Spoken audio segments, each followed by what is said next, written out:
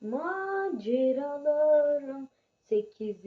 sezon 2. bölüm fragmanı ne ne ne don barara don don barara don don don don karanlık günler bizi mi bekliyor? Sen delisin, ben deliyim, 28.000 aboneyim.